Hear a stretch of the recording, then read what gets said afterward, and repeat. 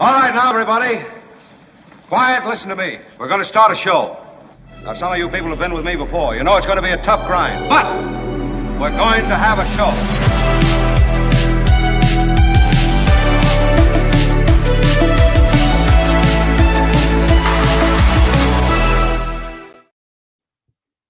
Good morning to you. It is the Mark Thompson Show. I am Kim McAllister, in for Mark Thompson, along with Albert, in for the ride. How's it going, Albert? It's going. You know, it feels like it's been forever since we've seen Mark, and I'm sure Mark feels the same way. So, yeah. But he does seem to text us a couple times a day just to check in on us. He can't take a vacation. The guy is always in contact, which on one hand is kind of cool. On the other hand, it's like, hey, man, you know, go have a... He was actually drinking rum last night when he called or texted. He's like, I don't know how long I'm going to last, so I'm texting you now about the thumbnail for the show. But he's posting some funny videos as well, and I was hoping we could show one or two of them, Albert. One of them, I think I mentioned yesterday, they headed into stormy seas, and the ship was listing, and there was all this drama. And so he went out to the railing, and he filmed the choppy seas, and here he is. We'll wait till the music runs out, but check it out, because apparently it was a bit of a stressful event as they worried what to do in an emergency.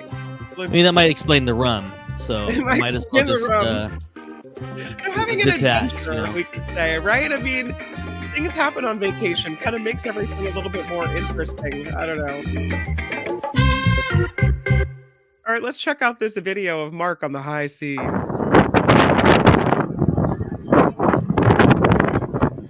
What the hell's going on down there? Is there nothing more you can do with those stabilizers? There's nothing wrong with the stabilizers, so there's really nothing more I can do with them. What? Besides, I got my hands full with this problem. Joe, what the hell's going on down there? Is there nothing more you can do with those stabilizers? There's nothing wrong with the stabilizers, so there's nothing more I can do with them. Besides, I got my hands full with this pump. Oh, yeah, pretty funny. So he is enjoying. I mean, you know, things happen and you keep your sense of humor about it, and that's cool. He was thinking about taking a hike through the jungle, and I know that they were getting off the boat at one point, and he made another video where he was filing off the ship. Around the horn. Oh, yeah. Around the horn is the easiest way, the better way, and that is the way we will go. Around the horn is the easiest way, the better way, and that is how we will go. Again, you know what I realized? I think those are movie clips, so maybe we shouldn't have played them so early. They are, but I think with just a clip like that, we're not going to get dinged, because I played the first one already and we didn't get dinged for it. But yeah, pretty good. I don't know if you could find the one where he's filing off the ship. Pretty good. Anyway, that's Mark. Mark's going to be gone until the new year. So Albert and I, Tony, are manning our ship here at the USS Mark Thompson.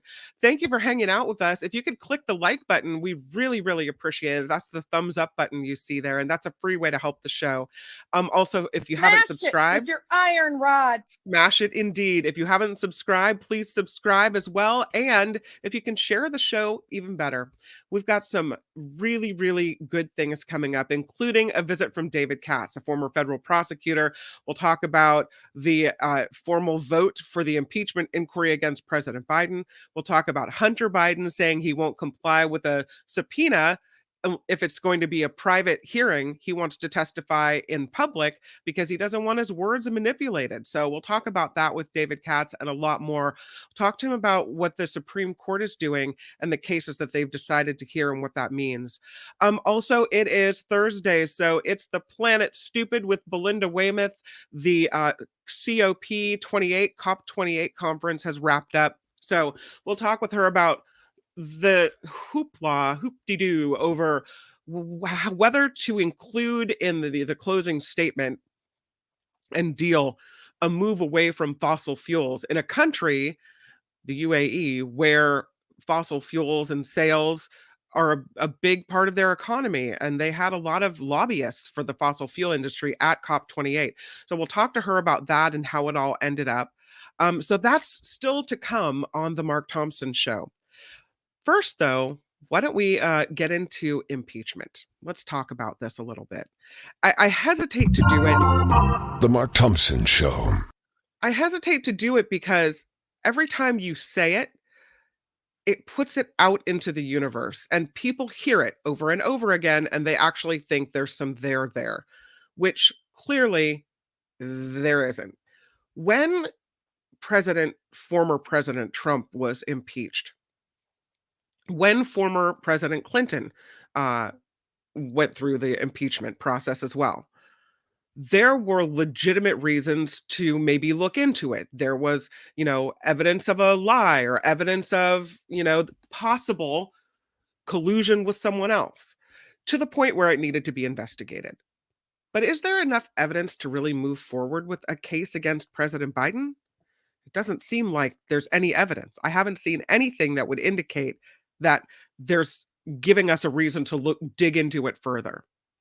But Republicans lined up together at a time when they really haven't been able to get much done or unify. They managed to unify behind this one. This vote went completely along party lines. Republicans voting yesterday to formally authorize what was really an ongoing impeachment against President Biden to now formally authorize it. Yeah, there's President Biden. I feel bad that he has to go through all this. The evidence trotted out most recently was a car loan that he gave to his son that his son repaid. And they looked at the repayments. It was like $4,000, $4,100 that Hunter Biden repaid his dad for a car loan. Now, I don't know about you. I've repaid my parents for stuff along the way, especially when I was younger. So to me, that didn't seem like any type of a smoking gun. I don't know what he's guilty of. And if Hunter Biden is guilty of something, which I think, that remains to be seen. But if he is, then that's Hunter Biden's issue. It's not Joe Biden's issue. Hunter isn't president. But House Oversight Committee Chair James Comer of Kentucky, who's one of the people leading the way and leading the charge on this investigation of the impeachment inquiry into President Biden, says we are now at a pivotal moment of our investigation. And to which I ask, what pivotal moment is that, Mr. Comer? Because your big bombshell was a car loan. So what's the pivotal moment? What case can you make to the American people that this is warranted? Honestly. We will soon depose and interview several members of the Biden family and their associates about these influence peddling schemes. Okay, who are you going to interview? What influence peddling? I don't know. They haven't made any case. They haven't given us any information as to why this is warranted. And when President Biden spoke to this yesterday, he said they are a time-wasting bunch of liars. And it means to me, it rang true to me that, first of all, this is all about revenge. It's revenge for the impeachment proceedings against Trump. It's revenge for him even winning the election against Trump. How dare the American people have the audacity to elect someone who will protect their reproductive rights and, in some cases, the environment? How dare we? And because he was elected to serve the American people as the president, they are mad and they want retribution. You impeach our guy, well, we'll impeach you. And that's not what this is supposed to be about at all. I wish there were some type of, baseline that you had to qualify for an impeachment hearing, right? You have to show at least some inkling that this is warranted before you move forward. There were people that would say, well, then, that impedes free speech, right? And if we have to meet a threshold to warrant an impeachment proceeding, then people that legitimately need to be impeached will be able to skate through. I don't know if that's the case. It just feels ugly to me. And also, I think if you remember back to 2019, Trump made allegations against Biden. And I feel like they've been trying to substantiate these allegations for years and years and years and have failed and failed and failed. And now that they're in a position of trying to stick it to him in some way, they will. And it's not because of proof. And it's not because of anything that really happened. It's just because they're angry. So, here's a quote in an article from the Huffington Post. One Republican representative, Troy Nehis from Texas, when asked about the impeachment inquiry, said, quote, Donald J. Trump 2024, baby. That's all he said. That has nothing to do with the case. And it has everything to do with allegiances and alliances and politics. So did someone legitimately do something wrong? Okay, great. Let's move forward. Are you just impeaching someone or investigating because you want it to be political? And I mentioned that I have a friend who is very middle of the road and usually pretty logical about everything. And even she said, I don't want either one of them, Biden or Trump, because of all the, the possibilities of there being legal things that they've done wrong. And I'm thinking, Biden didn't do anything legally wrong, but it's because of this incessant barrage of Biden, influence peddling, Biden, impeachment inquiry. The more you hear it, the more it sinks in, the more it becomes some type of legitimate thing. To even people who aren't watching Fox News 24/7. Now, those people, they already don't like him, right? For a myriad of reasons. But for people that are more middle of the road, that are paying attention to other news sources that maybe aren't inundated by the lies of Fox News over and over again 24/7, even they're taking it in and going, what if there's some truth to this? So I don't know. It's frustrating to me. Representative Ken Buck, who's a Republican of Colorado, who was also asked about this and was leaning no on the vote, but I didn't end up voting that way, said, I still don't see evidence that links Joe Biden to Hunter Biden's activities. In fact, he said, I see the opposite. But Buck was one. He joined the Republicans. He voted in favor of the impeachment inquiry. I guess if there's any takeaway from this, it's that at the very least, they're able to unite against something, right? They're able to at least gather together and vote together on this. And if they can do it on this, then maybe they can do it on other things. Again, President Biden called the Republicans time-wasting liars after the impeachment vote. He said, instead of doing anything to help make Americans' lives better, they are focused on attacking me with lies. I wake up every day, he said, focused on the issues facing the American people, real issues that impact their lives and the strength and security of our country and the world. Unfortunately, said President Biden, House Republicans are not joining me. Instead of doing anything to help make Americans' lives better, they are focused on attacking me with lies. And that's where we sit. And then we have Hunter Biden, who I would imagine he has to feel awful that he's being the thing that Republicans zero in on to try to bring his father down. There must be not only anger, but also incredible, I don't know if guilt is the right word, but just feeling like you're the thing that's dragging your dad down.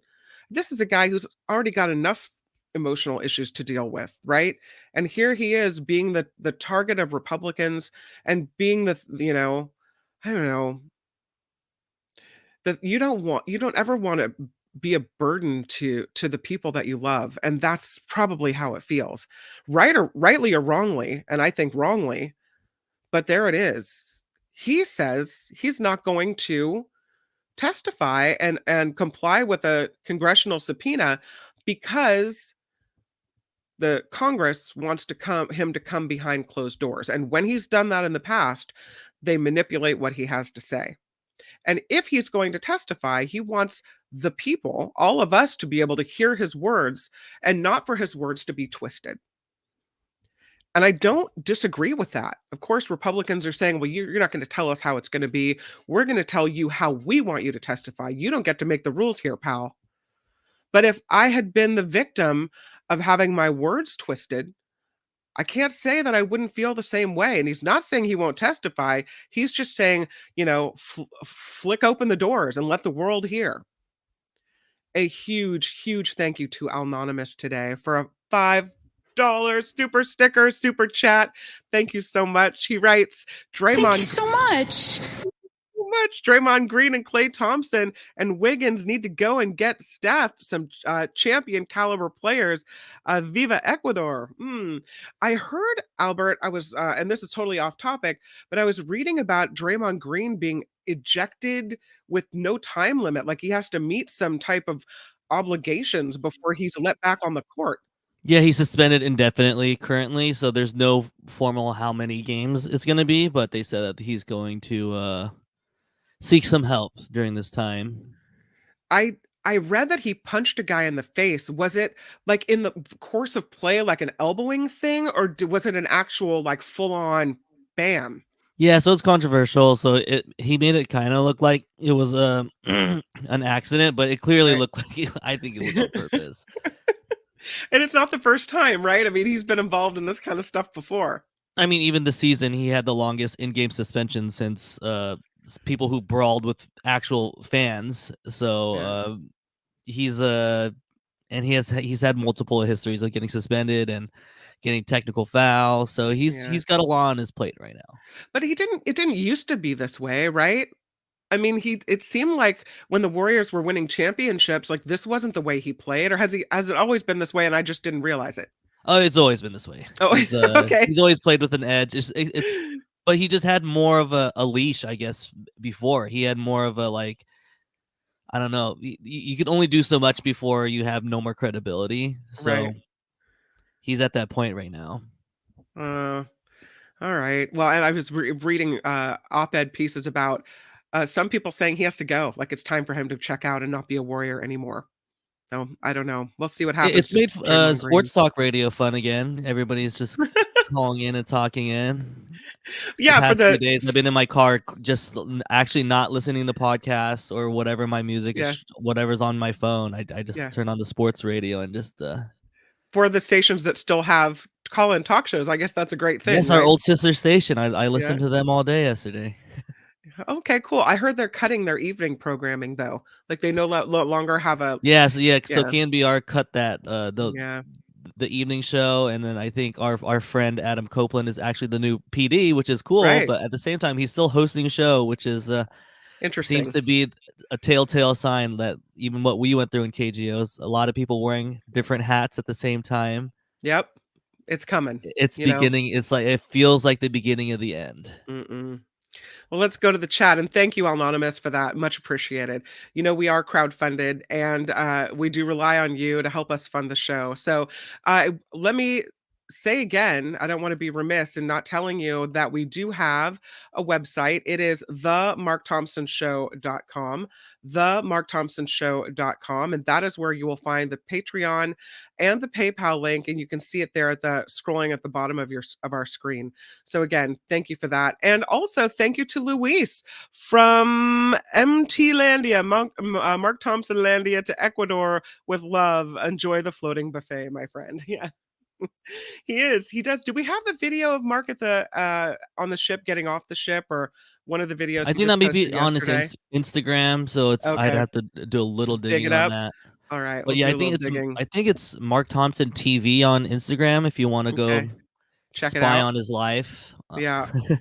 That's the way it is. All right. I do have good news, Kim. What do you have? If you wanted to get to news a little earlier, I have the interview that we were talking about earlier this morning. I got it lined up now. Sweet. So. Okay. Love it. So that is an interview with Mark Thompson and his parents, who we love to welcome to the show. So we'll right after the top of the hour, I think we'll talk to Mark Thompson's parents. Well, it's a recorded interview, so we'll check in on that. Also, we have a Stories from the Sky coming up this hour. David Katz coming up as well, and also Belinda Waymouth with It's the Planet Stupid. So a lot of good things coming up on the show.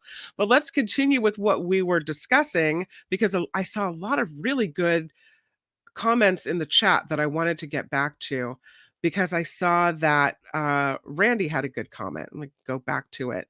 We'll see. Vilma writing, Spencer Hunter Biden is not in government either. Yeah, no, he's not. You can't impeach the president's son. The president's son is not in office. That's not working.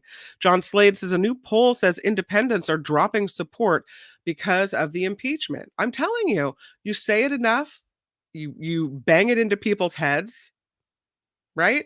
And they believe it, even if there's nothing to it. So Karen writes, politicians are supposed to be more honorable than this.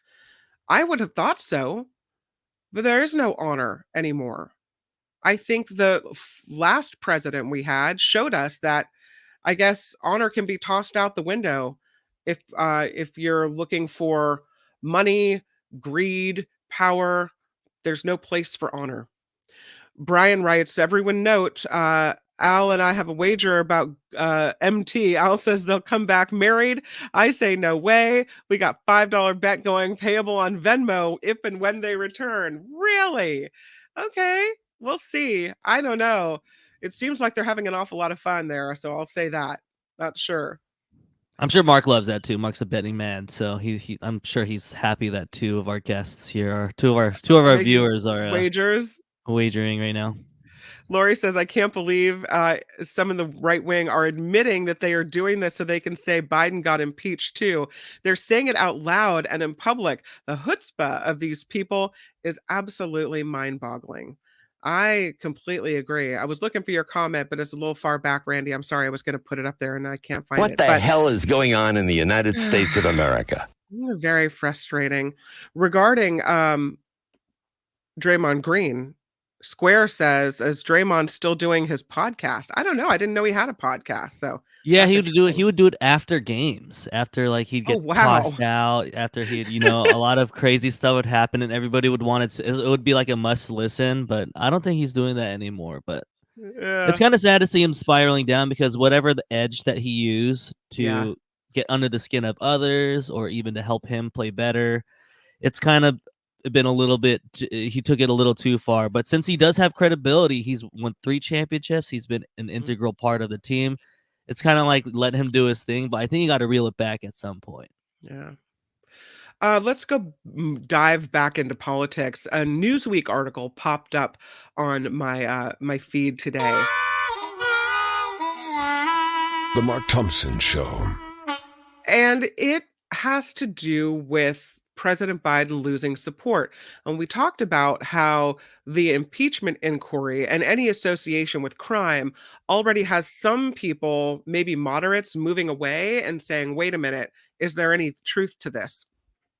Well, now, according to this Newsweek article, President Biden is facing criticism from progressive Democrats, the ones who helped him win in 2020. And this is what the article says. Tensions between the White House and progressives have already grown from Biden's handling of the Israeli-Palestinian or Hamas conflict. But with Republicans pushing for more border security, progressives are now also focusing their attention on the president's immigration policy.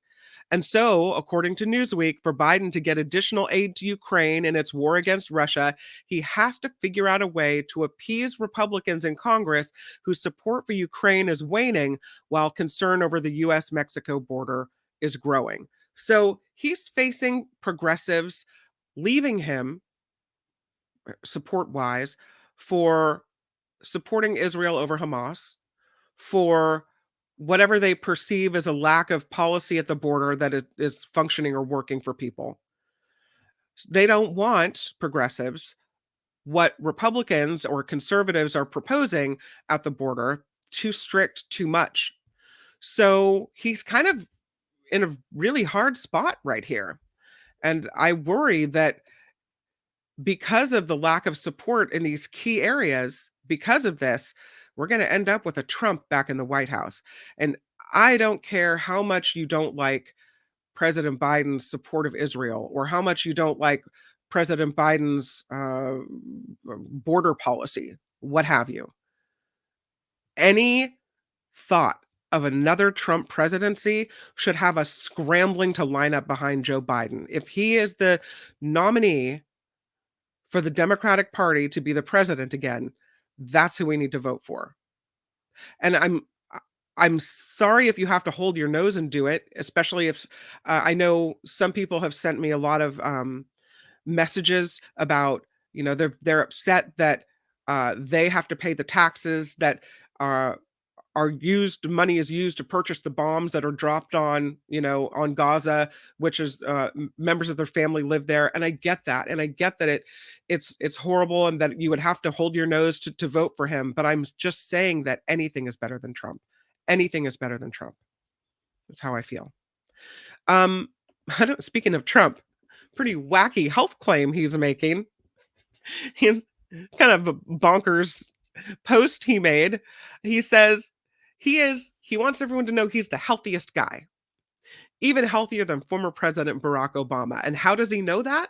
Well, it's because the doctor that sees him also is the doctor that evaluated President Barack Obama. He said, he was my doctor. He's Obama's doctor too, by the way. I said, who's healthier? This is Trump. And he said, sir, there's no contest. I won't tell you the answer, but you know the answer. Trump says, okay, it was me. He thinks that he's healthier than Barack Obama. It's a head scratcher. Obama was 55 years old when he left the presidency. Was this it? Heard of it. Dr. Ronnie. Do you know Dr. Ronnie? He's one of the great congressmen now.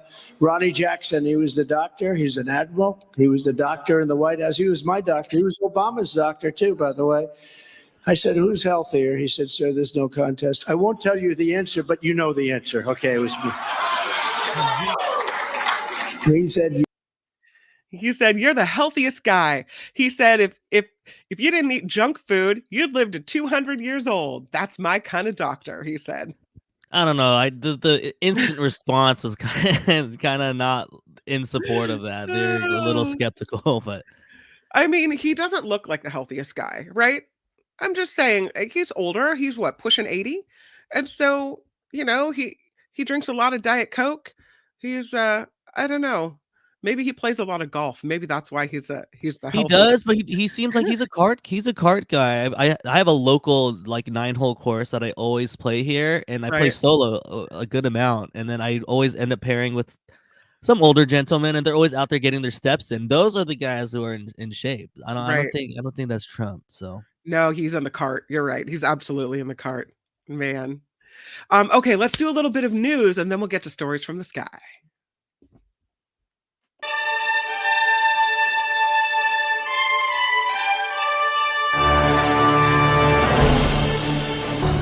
On the Mark Thompson Show, I'm Kim McAllister. This report sponsored by Coachella Valley Coffee, CoachellaValleyCoffee.com.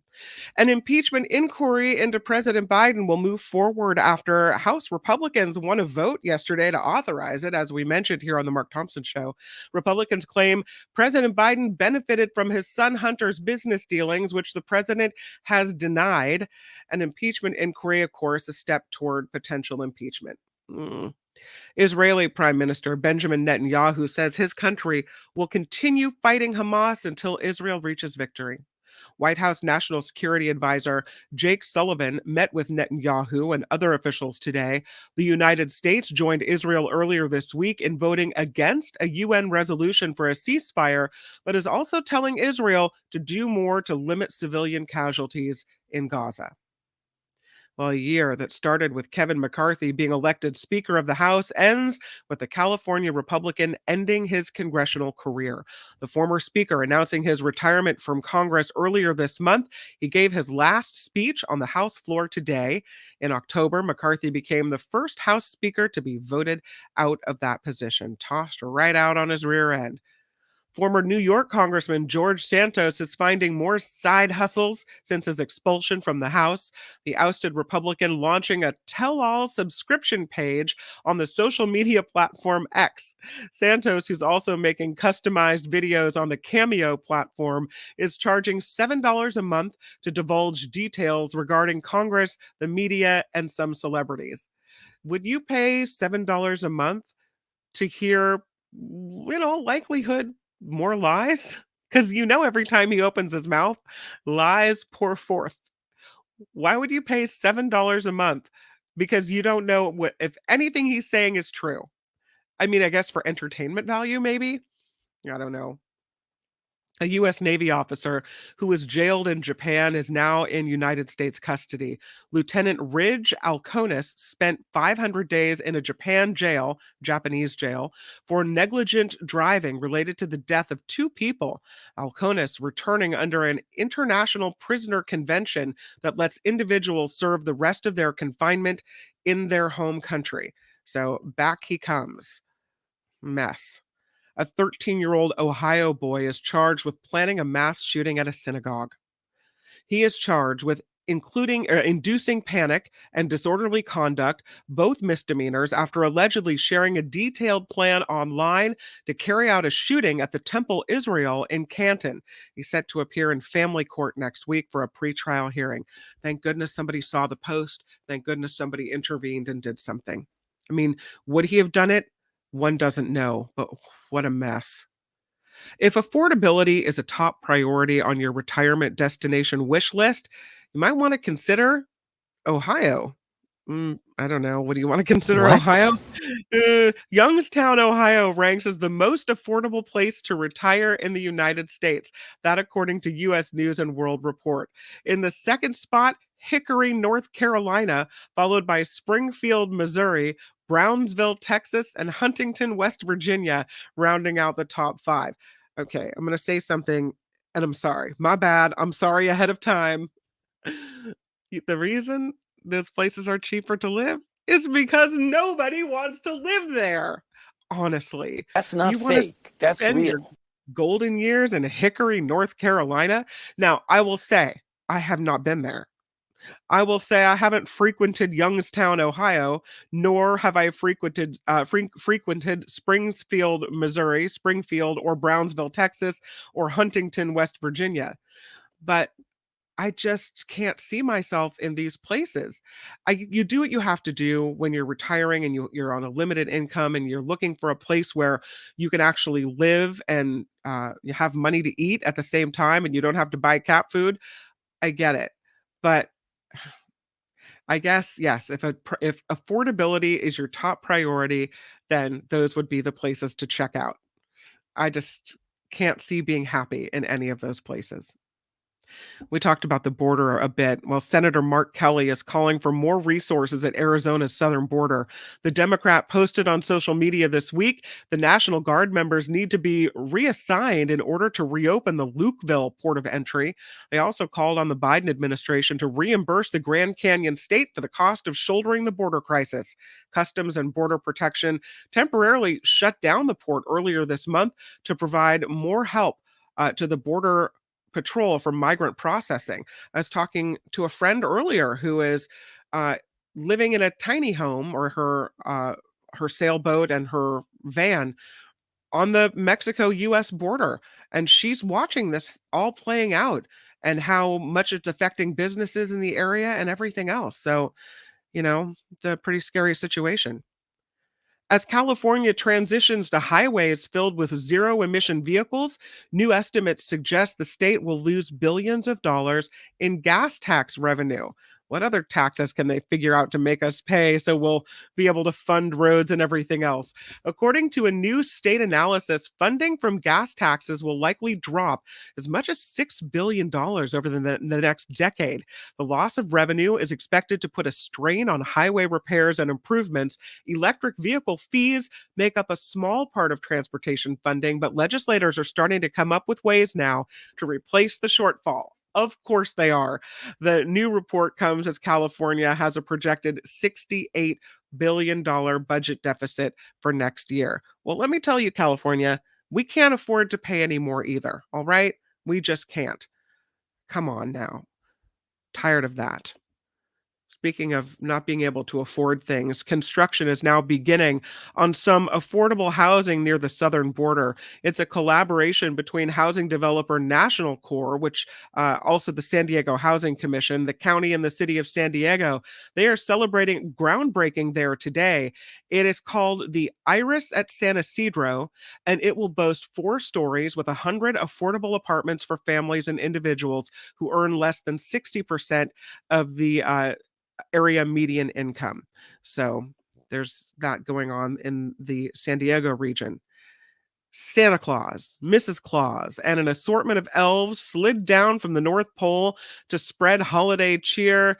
Again, in San Diego, Santa Claus visiting families and children who are staying at Father Joe's Village, and they're delivering gifts that match each child's personal interest. That's really nice. The 19th annual Old Town Trolley Christmas Party at Father Joe's Village is happening today. So that's very, very sweet. I like to see kids that wouldn't otherwise get anything be able to have something. The first trailer is being released for John Krasinski's If. It is a film that follows a young girl who begins to see imaginary friends that were abandoned. It stars Krasinski, Ryan Reynolds, Phoebe Waller-Bridge, Emily Blunt, Matt Damon, Maya Rudolph, Jon Stewart, Steve Carell. If is set to hit the theaters in May. So that's kind of exciting. That's a star-studded cast right there. Yeah, Pretty you know a couple cool. names on there, Kim, Yeah, right? just a little. Just a couple of those. Yeah, love it. Well, this report is sponsored by Coachella Valley Coffee. I am loving the Dragon Well loose leaf tea.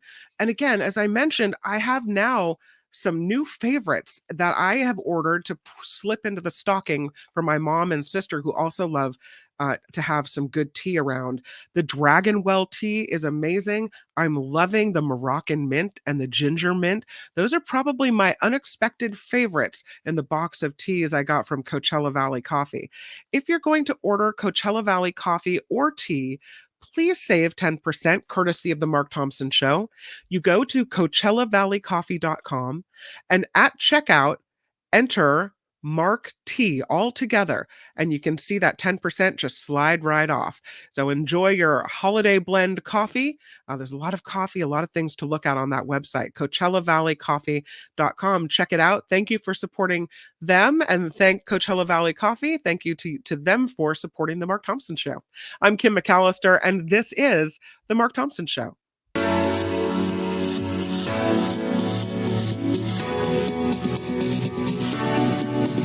The Mark Thompson Show.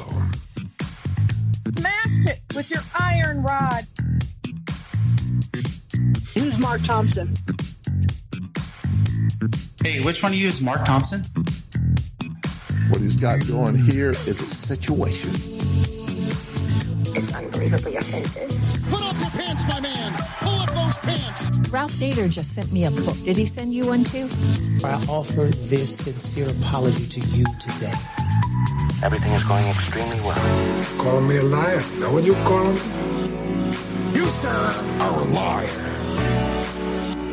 You are a cover-up artist, and you are a liar. Liar, liar, your pants are on fire!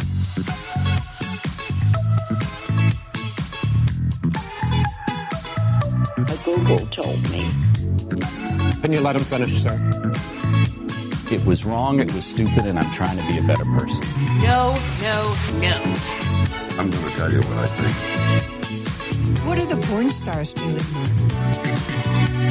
Do you have a secret now?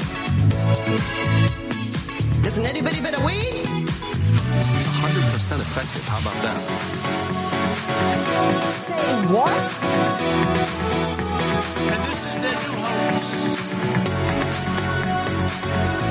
There is no defense for my conduct. I misspoke. I stand corrected. And I wanted to apologize to the Asian community, the Asian American community.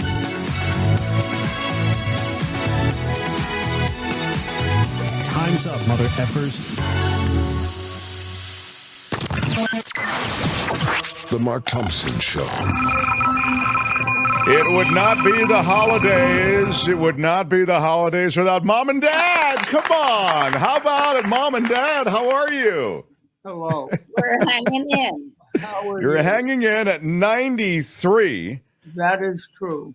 Pretty terrific that at 93, you guys are still click-clacking in every way. I don't know. We're standing by. That's right. Well, you do daily walks. I know that. We do. Yes. Yeah, we walked. We didn't do it today. It's raining today. It's crummy out. But, right.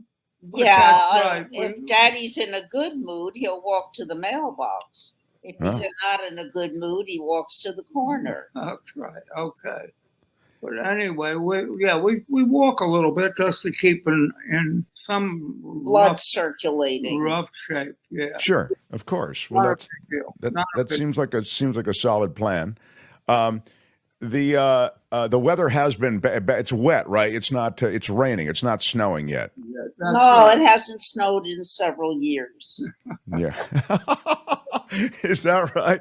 It's Washington, D.C., where Mom and Dad are. This year will be different, and we're going to have snow, they predict. Oh, is that what they're saying? Oh, I didn't realize that. Yeah, they're talking about a snowy winter. We don't really care anymore. A snowy winter was the big thing. Yeah. Yeah. People remember. I remember the snowy winter we had in January. Yeah, several years ago. So that was a big deal. I remember that when you were in your 80s and it would snow, you would still attempt to dig out the front walk. At some point, I think somebody from across the street stopped you and said, hey, stop. We'll help you here because you're trying to shovel all this heavy snow. We used to hire some boys to do it. And then one time, I thought our neighbor did it because it was cleared off. And I wanted to thank him. Of course, he hadn't done it. It was the people across the street. She told me she just had to keep her husband and son busy. And so they. Well, sounds like a win-win, Yeah. We didn't do anything, but it was okay. It's funny that the street that we grew up on, myself and brothers and sisters, and that we all spent so much time on, there are several new generations of people. It's retained a real charm, that street, but you can see the changes. It's kind of exciting, Yeah, I guess it might be for someone like yourself who's been there for some time and has seen it over ages. That is true. Although there are now a number of people in the street who are basically newcomers, and I mean, they want to bring their children up on a cul-de-sac. Right. It's very safe. And it was very interesting that the people across the street gave their house to return from Ireland and London and bring up the daughters in that house. So they moved out, they gave the house. Yep. They moved to Bethesda, and their two granddaughters are growing up on the street just as their two daughters did. No, that's really commitment to a tradition, isn't it? No, it's very nice. They got nice kids, and it's very nice. Yeah. Yeah, it's kind of fun to watch the little ones grow up. Yeah, we have a number of small children in the street between 2 and 5, and they're marvelous. They are so cute. Yeah, they really are. It's funny, when I came back and visited, they're so adorable. It looks like some kind of magazine shoot. They're all so cute. Exactly. Yeah. They're all blonde and gorgeous looking. No, that's just one family. That's one family, right? But what about the people who are from, your generation or our generation? When we moved in, there's still a few of them on the street too, right? No. I guess so, No. but they're less. They're fewer and fewer. I thought the Who? I thought Well, Who's she? Who was the guy? Never mind. The woman with the children. The boy just came. He actually was. But her kids don't. Her kids. No, of course not. The kids don't. But I'm saying that people who were kind of your vintage, they're still there at the down the street. She used to live. That's right. There are some. She used to live next door, and she gave us her kitten. Mm-hmm. I do remember that. Yeah. Yeah. Because the woman she lived with couldn't stand the cat. I guess there is a beginning of fading away. I think you're right, Mark. Well, no, I'm just saying that actually just the opposite, that there are people who are enduring through the many decades there, actually, even as there is a new generation coming. I don't think there's fading away as much as there is both the people who have a rich history there and then people who are new, and creating their own history. Anyway, it's a neighborhood, people come and go. Yeah, we got one family with 3 children. Everyone is a blonde. One is cuter than the other. I mean, it's just incredible. A woman down this, just 2 doors from us, next to, just 2 doors down. The most adorable kid, simply because they're blonde, beautiful blonde. Now the mother is sort of blonde, and the father has dark hair. And she said she can't believe it. Hey, Mom, your I'm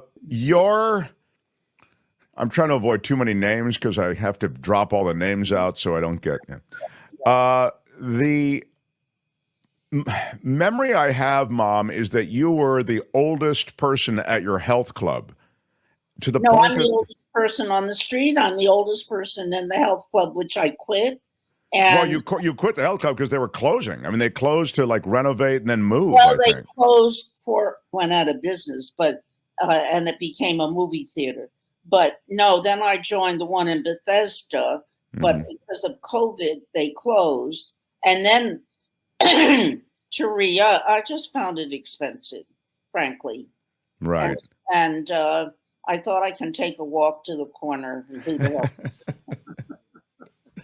Well, and I do my exercises. I mean, I lift my weights and do my push-ups. Sandy is very good about all of this stuff. She does a really nice job. Mom does of and it's important. You got to move around. You got to do all that stuff. Clearly, whatever you're doing is working. So, that's right. It works. Well, I'm glad we had a little holiday visit or whatever, and year-end visit.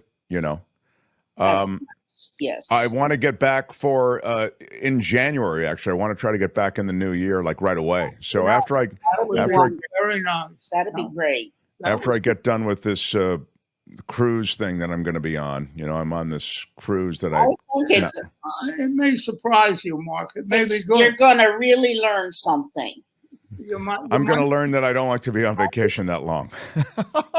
You might enjoy it. I wish I could trade places with you. I know. I actually wish that you could trade places also. No, I must say, I know I got to change my attitude. Otherwise, I'm not going to have any fun. But Dad might be right. I'll be surprised, and I really may enjoy it. And look, it's not like I'm being sent off to war. I mean, it's a vacation. It's like, at some point, stop the belly aching. I have to do that. But anyway, when it's like that, it's a genetic thing. Daddy does the same thing. When I get back off the cruise and back into the flow in January, I want to come visit. January, early February. So. Great. All right. Lots of love to you both, and I hope to see way more of you in the new year. It's good to hear your voice. All right. Thank All you. good things. Mom and Dad, everybody. Bye, Mom and Dad. Mark Thompson Show. Bye-bye. Bye-bye. What could this be? Let's look. I'm so excited. It's the Mark Thompson Show.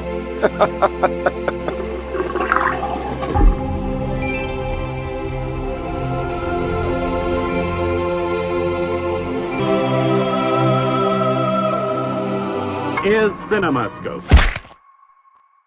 Feel it in your soul. The Mark Thompson Show.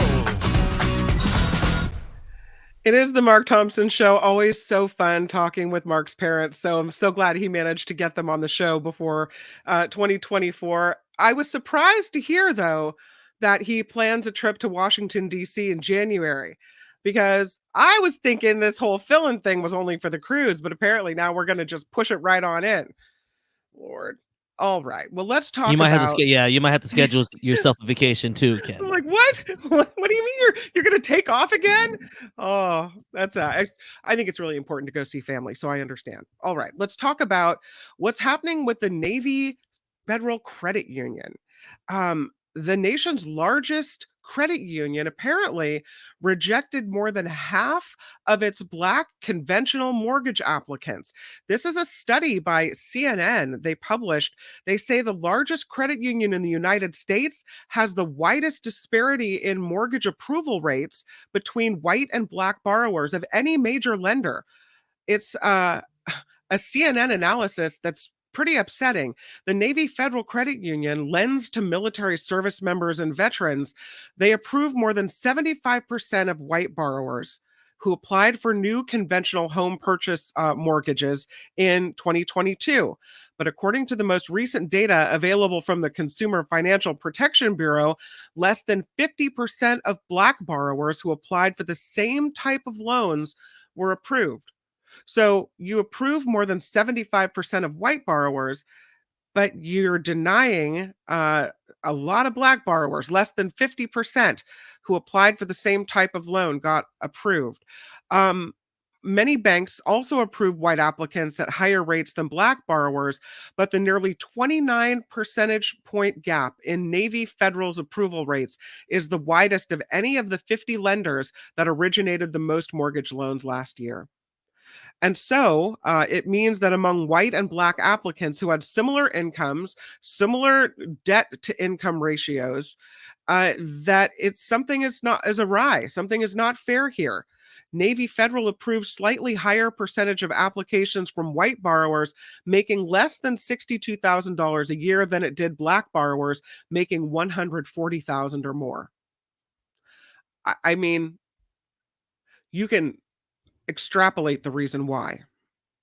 A deeper statistical analysis performed by CNN finds Black applicants to Navy Federal were more than twice as likely to be denied as white applicants, even when more than a dozen different variables, including income, debt to income ratio, property value, down payment percentage, and neighborhood characteristics were the same. And still, we have this going on. It's 2023 and we have this going on. And people say there's no such thing as institutional racism. What happens when you're denied a loan to buy a home? You can't get it from Navy Federal. You can't get it from somewhere else. Even though people that are white and have the same financial picture you do, they can get the loan. So what's happening? Then you are not given the opportunity and chance to own your own home, to build up equity in your home, to pass on that home to future generations and build up generational wealth. And people deny that this is the case. This is the case. One of the Black business owners in Texas who was denied a mortgage by Navy Federal, and then he was approved actually for a loan from another lender about 2 weeks later, said the rejection that he got made no sense at all. He said, I thought it could have been racial discrimination, but he could never prove it. It's hard to prove it. Yeah, so it's just a story that caught my eye. I thought it warranted a spotlight and big attention, and huge thanks to CNN for doing that deeper look and that study, because I think a lot of people, they look away from that type of thing. They think it doesn't exist, but it really does. Before we get to the news, I wanted to get to this story about a representative who is trying to take down these conservative book bans with a new bill. Her name is Representative Ayanna Pressley, and she's working really hard. See if I have a picture of her. Working really hard to make it illegal so that conservative places can't, picture's not working, can't ban books. And here's what she has to say. She wants to fight the widespread Republican push to ban books that mention race or gender or sexuality. So she's introduced this new bill and she's calling it the Books Save Lives Act. She said the bill is trying to counteract conservative book bans by classifying those bans as federal civil rights violations and by requiring schools and libraries to include book collections from diverse authors and topics.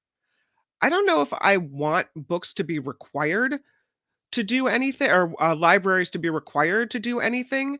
It seems like they should be free to include what they want to include, and also free from lawmakers in any capacity to be told what books to put in their library and what not to. Of course, we know Florida Governor Ron DeSantis has tried to restrict books on race and gender and sexuality in school libraries and other libraries. But Ayana says, rather than honor the brilliance and diversity of authors, illustrators, and librarians, Republicans are focused on further marginalizing people who already face systemic discrimination in our society. And that includes people of color, the LGBTQ plus community, religious minorities, and people with disabilities through discriminatory book bans. So Representative Presley is saying the Book Saves Lives Act would challenge local and state book ban laws by requiring certain public libraries and school libraries maintain collections of books about these underrepresented groups or books written by people from underrepresented groups.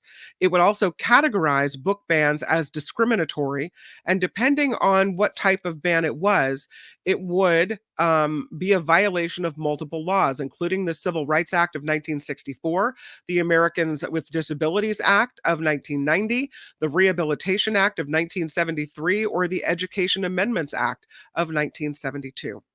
So we'll see if that gets any traction. I tend to think it's a lovely idea and it's a great way to shine a light on what's happening. But does she have the votes to get something like this passed? It's not. It's probably a no-go. We'll see. I'll keep my eye on that one. All right, let's do a little bit of news before we welcome David Katz to the show.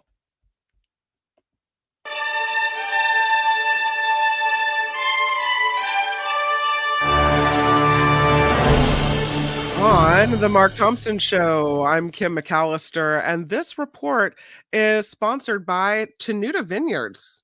Excellent wine and amazing people. A retired Pittsburgh detective here in the Bay Area is now on the other side of the law. He is now charged with attempted murder after last week's standoff with Pleasant Hill police. They say he shot and injured his wife, then barricaded himself in his home for nearly 3 days. The 40-year-old also accused of shooting at officers as they had to evacuate nearby homes, even hitting a police car with one of the bullets. He eventually surrendered early Saturday morning and now remains behind bars. Again, that's a retired detective with the Pittsburgh Police Department. A new menorah in Oakland shining bright after the first one was damaged during Hanukkah. Someone dismantled it yesterday morning and threw it into Lake Merritt, even spray painting a threat on its base. Hours later, hundreds of people from all religions gathered to relight the menorah as a sign of unity. Mayor Sheng Tao said she is outraged. She called it an attack on the entire city. Police are investigating this as a hate crime. But what's beautiful about this story is that after something so awful happened to a piece of religious symbol, that people of all religions gathered together knowing it's not right to come together and try to make it right. And there's a thing of beauty in that. San Jose is getting a nearly $13 million boost to make streets safer. The federal grant will be used to improve some of the most dangerous intersections like Canoas Garden and Kirtner Avenues. The plan there is to keep bikes separated from traffic, add a new sidewalk, and fix traffic signals. Mayor Matt Mahan admits there's still a long way to go, but he says this will help save some lives. The city has seen about 47 traffic deaths this year. That's in San Jose.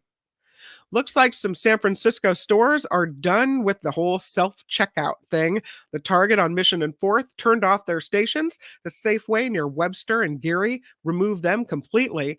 Those are just two examples as retail theft keeps rising, especially going into the holidays. The police chief in San Francisco says everyone suffers when people abuse or take advantage of the self-checkout registers. The San Francisco Bay is a lot bigger. How, you would ask? Well, crews purposely breached a levee yesterday right off Highway 101 near Menlo Park. The crowds cheered as the water poured into an old industrial salt pond. It is the latest effort to restore historic wetlands to tidal marshes. State managers say this will provide critical habitat for birds and wildlife, along with benefits for the environment and those who live nearby. The goal is to restore 15,000 acres.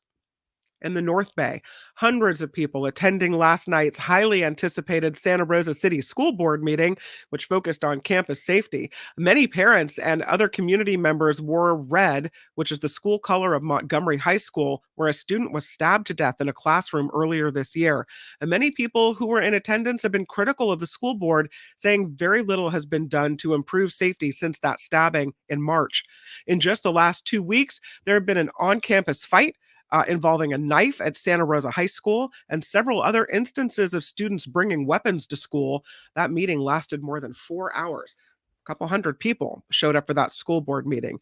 And I don't know if you've been to a school board meeting, but if so, it's one of these things where you look around and you're kind of one of maybe 10 people that shows up.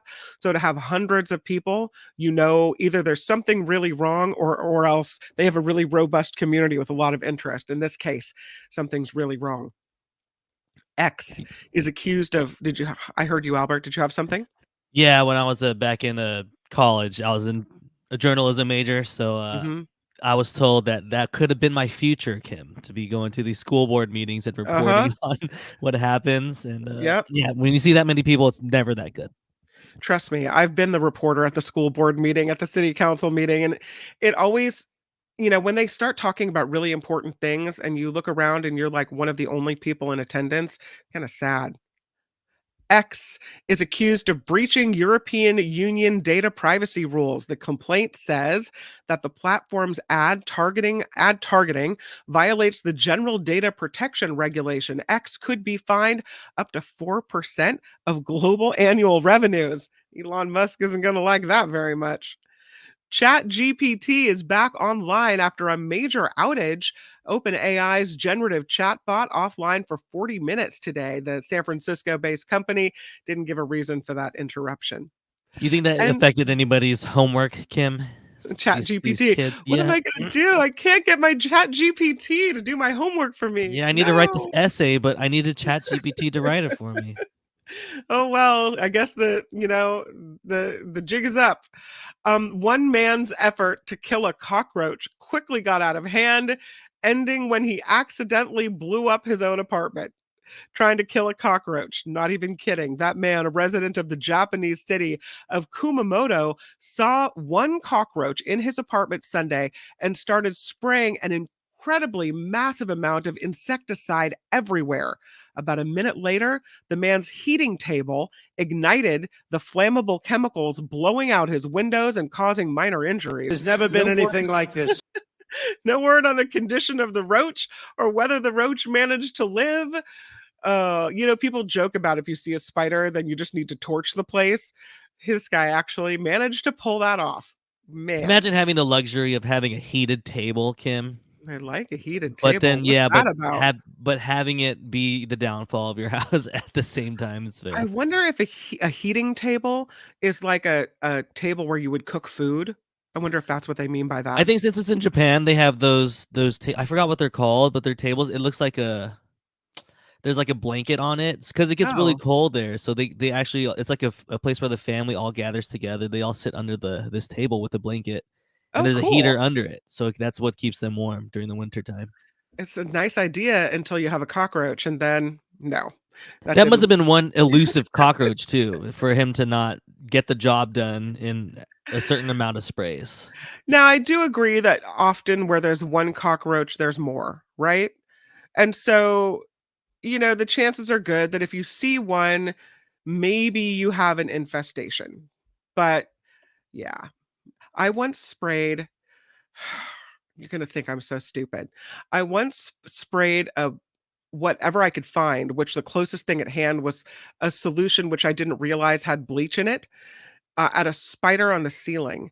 And whatever was in the bottle drifted down and it made a white spot on my dark carpet. It's still here. Oh my gosh, I thought it was gonna drip and then get you like a human.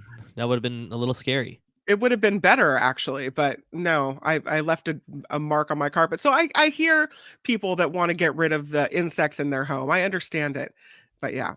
All right, this report is sponsored by Tenuta Vineyards in Livermore. This weekend, you can see Santa at Tenuta Vineyards because Santa will be there from 1 to 3 p.m. It's so much fun to go out to the vineyard, out to do the flight of wine tasting, meet Rich and Nancy. They're so personable and so kind. Grab some wine for the holidays. The, hey, which one of you is Mark Thompson Pinot Grigio? The why are you yelling red, which is my favorite. So good. But they have 48 varietals. They've got 14 reds and 14 whites. There's so much to choose from, and they're really so kind. You get your Mark Thompson Show 10% off if you call them and you say, smash it with your iron rod. It with your iron rod. Thank you very much. And then they will give you your 10% off. The phone number is 925-699-4576, 925-699-4576 for Tenuta Vineyards. And our thanks to them for supporting the show and to you for supporting Tenuta. I'm Kim McAllister. This is The Mark Thompson Show.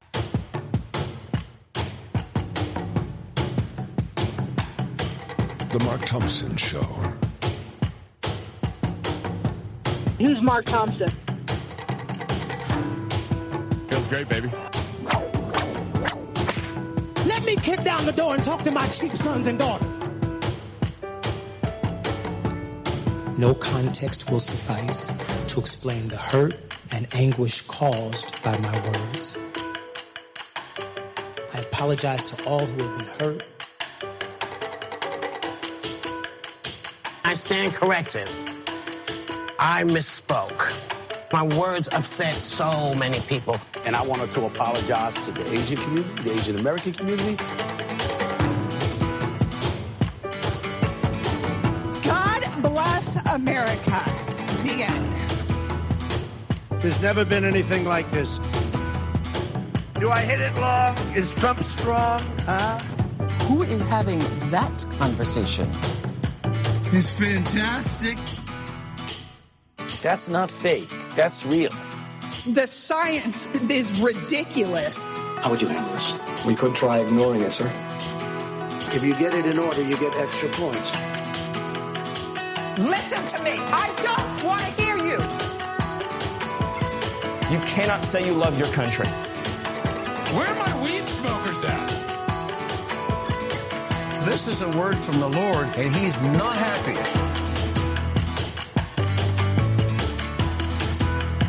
There is no defense for my conduct. It was wrong, it was stupid, and I'm trying to be a better person. Don't ever use that word. You get nothing. What's a guilty pleasure to you about? Seriously, what the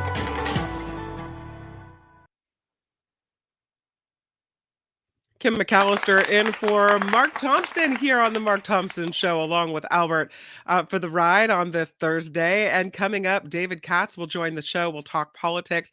We'll also have Belinda Waymouth in for It's the Planet Stupid. She's got a wrap up of the COP28 environmental conference, and we'll find out how that all ended up. I do want to ask you if you could click the like button, click the subscribe button as well. We're very grateful for any help that you could give us in that way. iron rod. And yes, you can check out themarkthompsonshow.com where the Patreon and the PayPal links are located. Of course, the super chat is open, the super sticker is open, and a huge thank you to the lady Beatrice who popped in with a $5 contribution to the show. She writes, honor seems to be very selective in politics. The GOP has no case against Biden. They just wish they did. They're not giving up. They're trying to manufacture something. Huge thank you to the lady Beatrice. Also, Beth Farmer for a $10 super sticker. Thank you so much. Thank you. Telling you, every bit helps, and your contributions, your generous kindness, really so appreciate it here on the Mark Thompson Show. They call it a Benihana table. We're talking about that heating table, Albert. Jim says they call it a Benihana table. No? I think that's just the teppanyaki table, but yeah, I think there's it's called a different- kotatsu. I did find a picture of it, but I think Okay. our guest is here already, so Yes, we he might have to get is. to that at the bottom of the hour. Let's jump right to David Katz because there's so much to talk about. Of course, David Katz, a former federal prosecutor, now a defense attorney in the Los Angeles area, and always so full of so much knowledge. Please welcome the amazing David Katz to the Mark Thompson Show. Great to be with you, Kim. Hi, I like your blue shirt today. You're looking really snazzy. Well, not only that, but you can imagine in my life, I've gotten all kinds of gifts with cats on it. Well, this is a tie with some black cats on a beach. Can you see it? On It's beach cute. chairs. Oh, Black that's cats on adorable. beach chairs. Love and it. I thought I'd wear it for you. I was hoping you could play the Year of the Cat like we used to on Pat Thurston's show, but maybe you can, if you can gear that one up, because it's been a great year. I guess 2 more Mark Thompson shows after today for me, but it's just been a great year with you and Mark and your whole staff. Well, it's been a great year with you. Happy Hanukkah, happy holidays to you. And thank you for all your contributions to the show through the year. You're amazing. And we've lucked out because if we're talking about legal things to talk about, we hit the jackpot with it today. Let's start with a judge pausing the Trump trial, if we could. And I would, by the way, I would play that song for you, but I think it's a copyright protection. So I'll have Albert look into it and see if we can't pull it out. By the way, Pat also loved What's New Pussycat, and she always pointed out that my adversaries did not see me as a pussycat in court, but she loved to play that old Tom Jones song. I like my favorite one was the Everybody Wants to Be a Cat. That one. And everybody does want to be a cat in the cat's office. So Trump's election case court, the DC court, I guess the judge has paused everything, waiting now to see if this presidential immunity defense will stick. And because she's paused everything, I guess my concern is this another delay? Is this playing right into the Trump defense hands, or is this what she just had to do? She basically had to do this. She did not pause some of the ongoing rulings in the case. So he's still under his bail conditions. He's still under the gag order, which was only slightly curtailed, but basically affirmed by the DC Circuit Court of Appeals. He's also under these discovery rulings that he's not to share the discovery with anybody outside of the defense team. So that's still in place. But the problem is that his lawyers picked these 2 issues, which I believe don't have any merit at all. But they picked 2 issues that are kind of issues of first impression, because after all, we haven't had a former president indicted before. So of course, the issues about this are going to be ones of first impression. I see them both as baseless. One of them is this argument on the merits that there is presidential immunity, which means for a former president, because remember, there were all those arguments that you couldn't indict a sitting president. Now Trump's team has come up with these arguments that, oh, by the way, you can't indict a former president. Now, taken full bore the way that they do, this would actually mean, if there were such a thing, that Biden could go kill Trump, right? And then he'd have presidential immunity. He couldn't be charged for it while he was the president, and Biden couldn't be charged for it after the president. So that is obviously absurd, and a lot of the commentaries have been on that topic. He's going to ultimately argue, if he hasn't already, Trump, that it's for the course and scope of the duties, and that the indictments and the 3 conspiracies were sort of in the course and scope of his duties. I don't think so. I don't think any court is going to think so, and I don't think the Supreme Court's going to think so, Kim. But the argument goes that what he did with the slates, to have an alternate slate, it was one of his duties to protect the elections, and he was protecting the integrity of the election, Trump is going to say, and that was in the course and scope. So it's not as though a president went and shot somebody. Right. That's obviously not within the course and scope of this so-called presidential immunity for former presidents. But it would be that it was somehow within the course and scope. The other things, you remember that argument was actually made slightly different setting, but it was made and is still hanging around in the 11th Circuit Court of Appeals from what's his name, Mark Meadows, who was the chief. What was he? The chief of staff to the president. He was Trump's last one. He's the one who says everything I did in Georgia when I went down there and I wanted to monitor the vote, all of that was within the course and scope of my authority, and therefore I should be tried in federal court. The district judge said, no, that's still hanging around in the Court of Appeals down there. This would be sort of a similar argument on this, that the presidential immunity is for things that are within the course and scope. I don't think that one's going to win, but the problem is that it's one of those that gets an interlocutory appeal. It's not what we call a writ of mandate, which is an extraordinary remedy. That's not an appeal. An interlocutory appeal is a true appeal.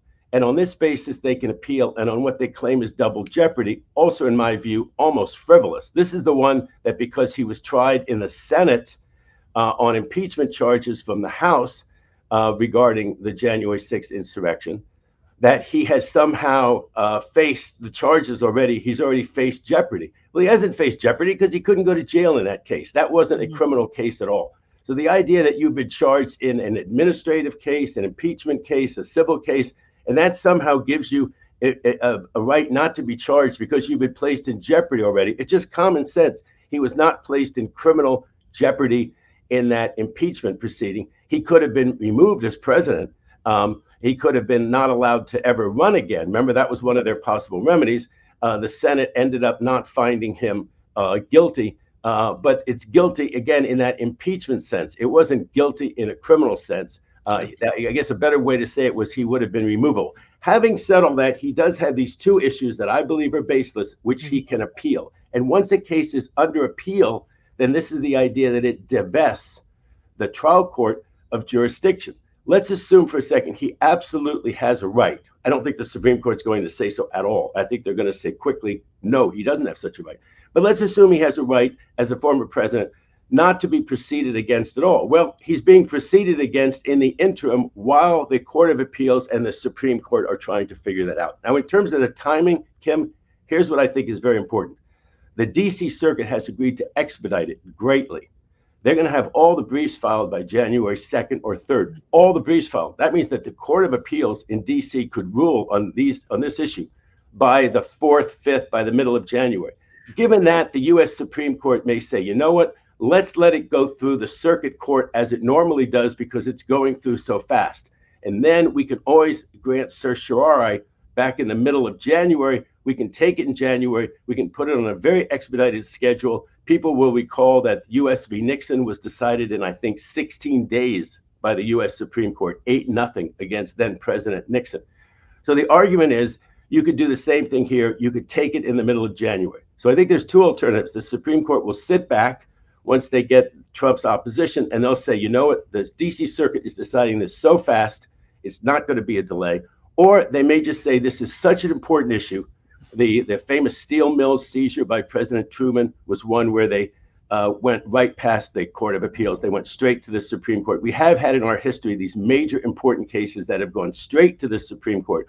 One way or the other, I don't think this one's going to end up delaying the trial. Of course, the two disastrous scenarios, the most disastrous is that 5 justices on the Supreme Court could say there is such a thing as presidential immunity. That would knock out this case. I don't think that disaster is going to happen. The lesser disaster is that the Supreme Court just sits, cogitates, can't make up its mind, and that would, of course, delay the trial April, May, June, and pretty soon there's not a trial in this case that goes to a jury verdict before the election in 2024. Long answer. No. And how much faith do we have in the Supreme Court? I was reading an article that Clarence Thomas is being pressured to recuse himself from this Trump immunity case by Senate Democrats. They're saying, Clarence Thomas, you need to recuse yourself from deciding whether Trump has immunity from prosecution for alleged crimes committed while president. They're saying Thomas poses a potential conflict of interest because of his wife, Ginny Thomas, who has previously supported Trump's false claims that the election was stolen. She gave testimony during the January 6th, the hearings, the committee investigating hearings, that she still believes that the election was stolen from Trump. So I don't know if you can have Clarence Thomas recuse himself because something his wacky wife believes or not, but he's facing this pressure. I don't see him stepping down. Do we trust the Supreme Court not to try to delay and kind of roll this out so that it goes past the election cycle? I think on this one, I have confidence in the U.S. Supreme Court. You know, after Dobbs reversing Roe v. Wade, and after some of their very pro-business, anti-union rulings, you can certainly say this is the most conservative court in 100 years. This is the most conservative court since the one that FDR had to deal with at the beginning of his time in office under the Great Depression. But I think on certain issues like this, I think, number one, they won't want to be seen as three lackeys picked by Trump along with two arch conservatives. They just don't want to be seen that way. I think Barrett and Kavanaugh are good on this one. I think Gorsuch may be good on these issues because he's kind of a process guy. Very conservative. I disagree with him often. But I think on all of these issues, they'll say, this cannot be right. A former president cannot have immunity. Look at it. Former senators don't have immunity from prosecution. Former governors don't. Where is the basis in any statute or in the Constitution itself for this so-called presidential immunity? And as I say, the double jeopardy claim, he's never gone through criminal jeopardy, having gone through a Senate trial. Whether he got acquitted or convicted there, acquitted and convicted mean utterly different things. And so I think we're going to be okay on this one. I'm getting to be more optimistic that this trial could actually start in March or April. Now, one thing she can't do is she can't pick a jury. Or do those kinds of things. And there are some other motions that are kicking around. So if this case comes back from the Supreme Court, as I expect it will, saying both of those arguments fail and that, let's get back in the saddle, it will take a little longer to get back in the saddle because there'll be some motions that have been stayed during this period of time. The defense attorneys will say, oh my goodness, we have all these great ideas, we have all these great motions. She'll say you should have brought your motions before.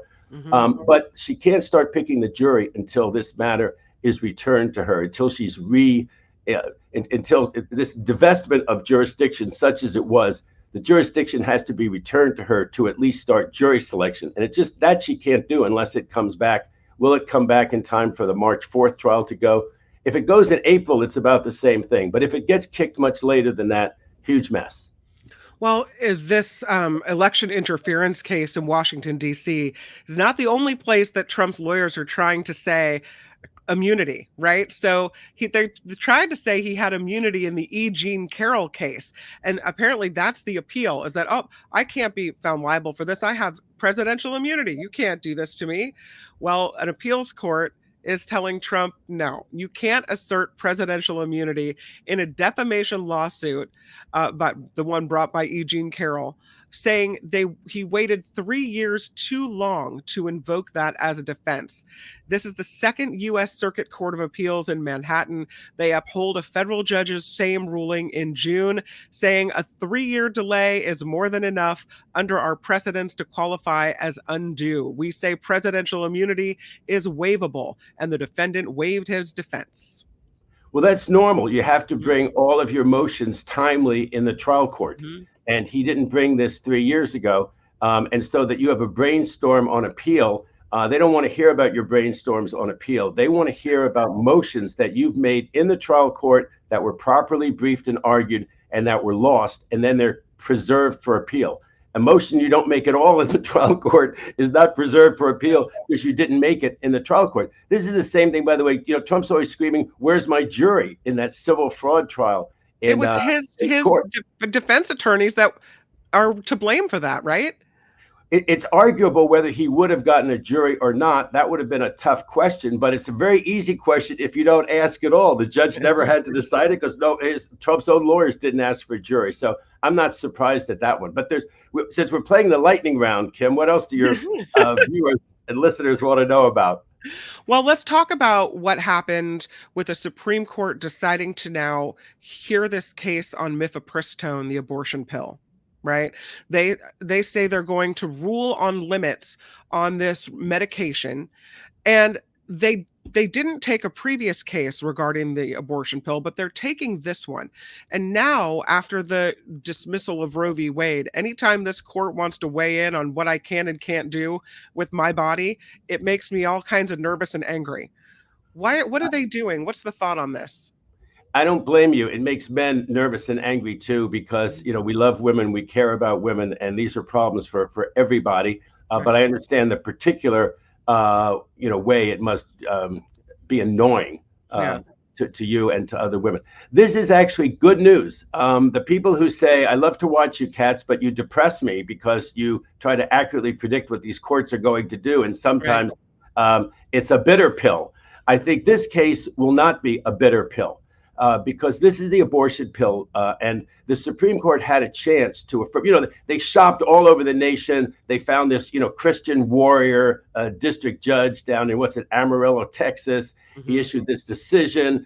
They went to him. Then they went from there to the Fifth Circuit, the most conservative circuit in the country, and they ended up with these rulings that affected blue states. People who say, "Well, I feel terrible for my sisters in the red states, but at least this is not affecting me here in the blue state." Yes, it would if they went the way that cherry-picked trial judge down in Texas went, and the way the Fifth Circuit went. But the Supreme Court did not affirm those injunctions. The Supreme Court dissolved those injunctions, and I think the Supreme Court took this case now to make it very clear that you cannot go back and challenge these FDA decisions and get them thrown out.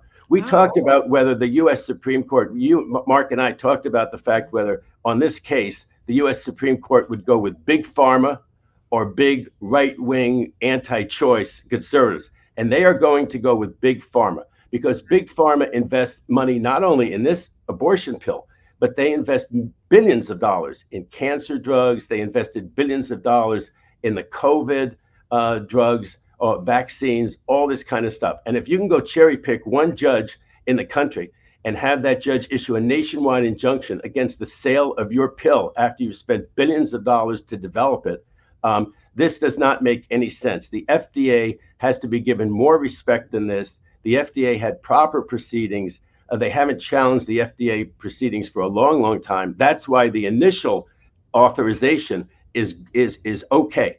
It's properly authorized. They can't go back and challenge that from, I believe, 2000. What they're trying to challenge now, the anti-choice, right-wing radicals, is that the certain things in the later FDA approval, like telemedicine, like not having to visit a physician in order to get the prescription filled, like the use of the mails, that should fall. So you would still be able to get the pill in either a red state or a blue state, but you would have to go to see a doctor, which would be a big hassle. And in some places, the doctors won't help you. In some places, it's a long drive to the doctor. You couldn't do it by telemedicine. Maybe they couldn't mail it to you, so you'd have to go in and get it. More of a hassle, more of a restriction on a woman's right to choose. But I don't think the Supreme Court's going to go for any of that. I think they're going to make it clear that this process was flawed, this litigation process, and you cannot go back and challenge these FDA decisions by running to some handpicked trial judge around the country. So I think this one's going to come out okay for women and for blue states and for the country.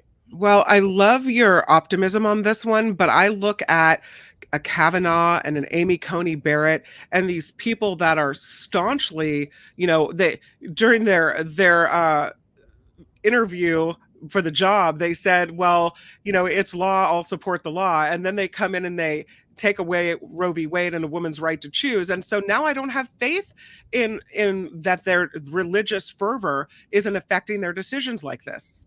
If you're a cynic, they're going to go with big pharma. Kavanaugh and Barrett love big pharma. Those conservatives on the U.S. Supreme Court love big pharma. They're going to go with big pharma. And this is a big pharma issue because this pill is very safe and effective. It also makes a huge amount of money for the manufacturers. They put a lot of money into developing it. And really and truly, I mean, these are other drugs too. And so Kavanaugh and Barrett will think about the fact these are COVID vaccinations, these are cancer drugs. All of these things could be challenged by someone who doesn't like them. And if you could get this kind of injunction, I think they'll certainly say that these nationwide injunctions should be very, very carefully thought through before these district judges issue nationwide injunctions. Okay, what's next? Can we talk impeachment? Because yesterday there was a vote to move forward with the impeachment inquiry against Joe Biden. And here's my thing. And I know this isn't legal, and I know this isn't the way things are done, but I think there should be some type of baseline information that qualifies you to move forward with an impeachment inquiry. That you should at least have to have a certain minimum level of evidence in order to move forward with something, in order to make it not be this wholly political thing. That's not the way it is. But here we go with an impeachment inquiry. And, I don't know. Go ahead. No, you. I'm looking after you. I'm looking at the bright side of things today, not just because I'm in a good holiday mood, but also I think that, a Congress that wants to slit its own throat can do it. And the Republicans are doing that. We have a Congress member named Garcia, who's in a district out here in Southern California that Biden won. We have, I think her name is Young Kim out here. She's a Republican in a Biden voting district. There's still a third one out here. They may have all lost their seat. They've already started running ads against them. What's wrong with you people having an impeachment inquiry with no evidence against the president? So I think that they have now the super right wingers, the Gateses of this world, this new guy Johnson, who's the speaker.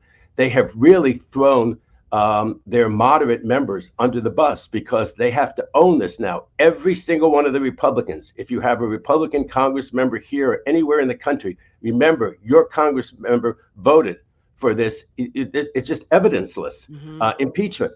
And, they should be doing things like, helping Ukraine, dealing with this crisis in the Middle East, doing something about the border. These are all the economy, inflation, high interest rates.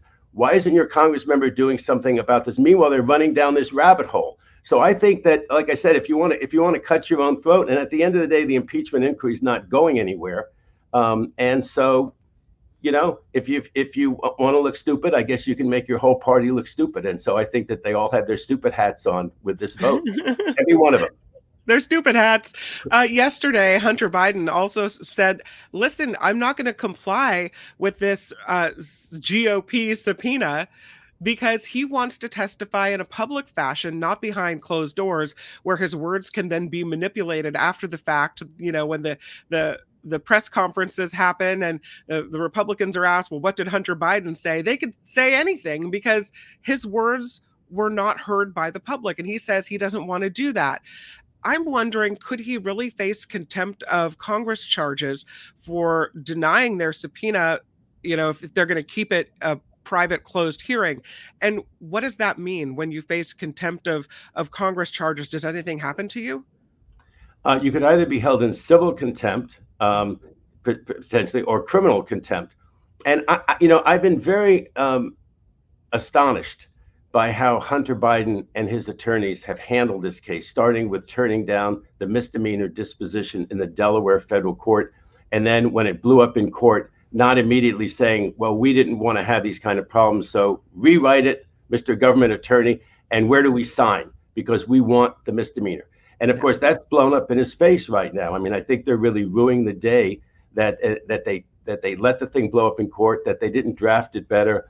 I know that there were some legal issues that were raised about it. We spent a session, you, me, and Mark, on it at the time. I think it was in about June of this year.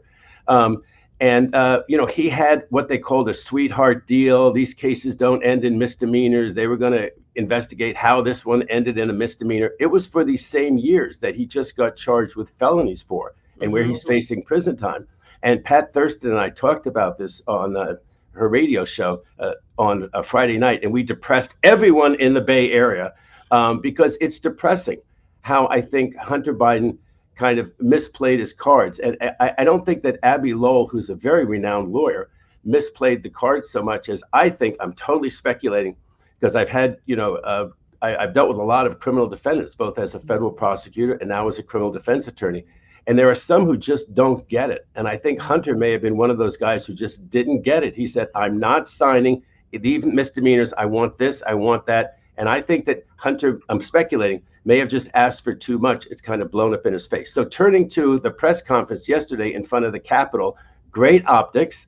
But you wonder why he didn't have that press conference at 9 o'clock in the morning, and then at 9:30 walk into that congressional hearing room and assert his rights under the Fifth Amendment, which is what I believe he's going to do when they have the open session. And so why create even more? He could have had all the drama, Kim, all the optics, and then he could have gone in there and asserted his rights under the Fifth Amendment, because you hear on right-wing media that, oh, maybe the indictment of him where he's facing years in prison, maybe that's all part of an elaborate cover-up.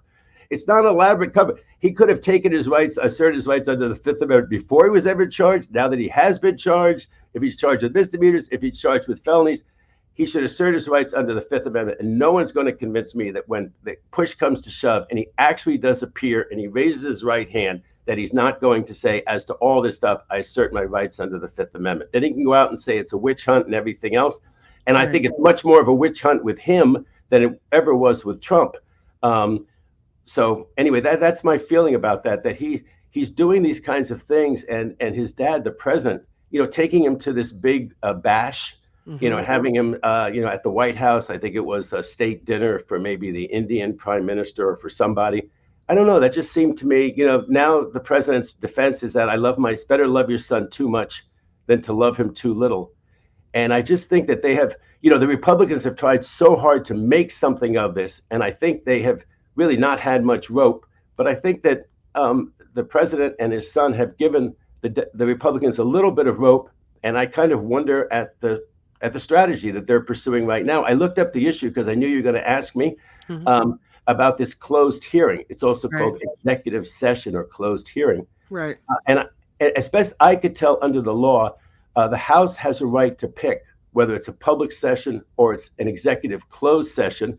And I understand what his argument's going to be. If he does get indicted for this or charged with this as a crime, then they'd have to get Merrick Garland's Justice Department to charge.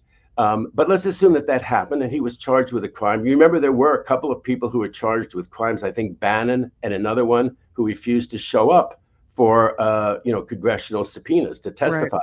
And they were charged. And I think Bannon was found guilty. I think the other one might have been found guilty. I don't want to say his name in case I'm wrong.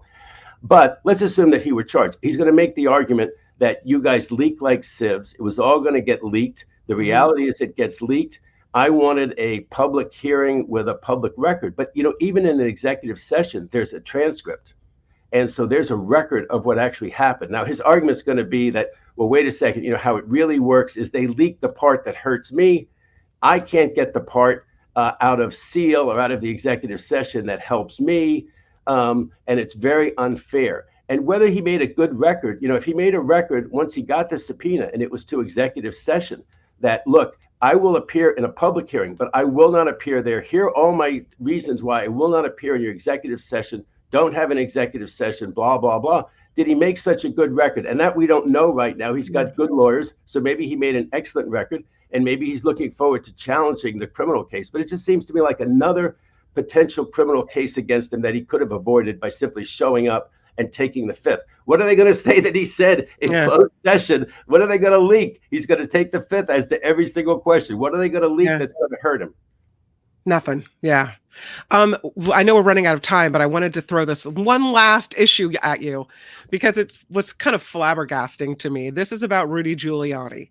And Rudy, who's involved in this case where he allegedly defamed two poll workers, a mother and a daughter, who then faced all kinds of threats and things to them, happened to them. He was supposed to testify in the closing, waning moments of this trial and didn't. But I think it was yesterday, came outside, if not yesterday, the day before. My days blend together now. But a couple of days ago or yesterday, he came outside the courthouse and reiterated all of the things that he said about these two women that landed him in this defamation case in the very beginning. Giuliani was playing a very, very weak hand. after all the things that he's like Trump in the sense that they complain about the legal system after having made their own legal problems by their own misconduct, by their own misdeeds. And then they complain, oh my God, the system's so unfair to me. It's like, you did it, own it. And it's very hard for him to own it. It's a civil case, but he's facing tens of millions of dollars. And that's without punitive damages.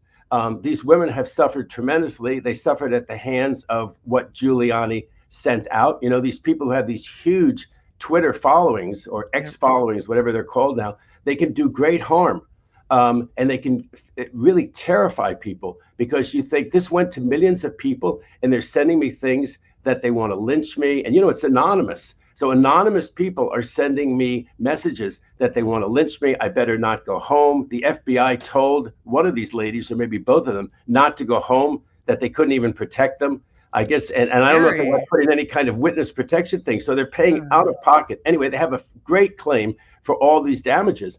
And Giuliani didn't take the stand today. I imagine just because he's so annoying, and the jury is so, turned against him because of the evidence against him, that he figured he would make a terrible impression. He didn't have to testify. No one has to testify. He had to agree to a deposition. And apparently he kept playing around with the deposition. He didn't turn over the documents he was supposed to. Finally, the district judge was going to sanction him and do all these kind of things. And he finally said, well, I agree that what I said against these ladies, that they were lies. So he went out on the courthouse steps and said, well, they really weren't lies. And then the judge admonished him and said, you basically just defamed these women again. Right. Apparently there wasn't a gag order, so he's not in contempt of court because he didn't violate a gag order. We may get here that there was a gag order that he violated, but I think right now he didn't violate a gag order. So like I said, he was playing a very weak hand. And so I think that he wanted to send out that message in the hope that he would taint the jury pool in the same way that Trump hopes to taint the jury pool by getting these things out in the media and hoping that some juror hears them. So I think that Giuliani thought that, I once had a higher opinion of Giuliani, like a lot of the country did. But I think that what Giuliani was all about was to get his message out that he's broke. If you get on the stand and say you're broke, they can ask you on cross-examination. Well, wait a second. The whole world thinks you only own one condominium. Don't you own this? Don't you own the other thing, right? They could actually cross-examine him if he took the stand. So he put out the story that they weren't lies after all, although he basically admitted in court that they were lies to stop the discovery process from going forward. So after he said that they were lies in court to resolve the matter, then he runs out, right? And he tells a reporter in front of the courthouse, knowing it's going to be widely covered, well, they weren't really lies. I really did think that something untoward was going on, for which he had no evidence against these ladies. That's how he defamed them again. And then he had people, himself or his flacks, put out the story that he's so poor, he really can't pay a judgment. It's going to be the end of Giuliani.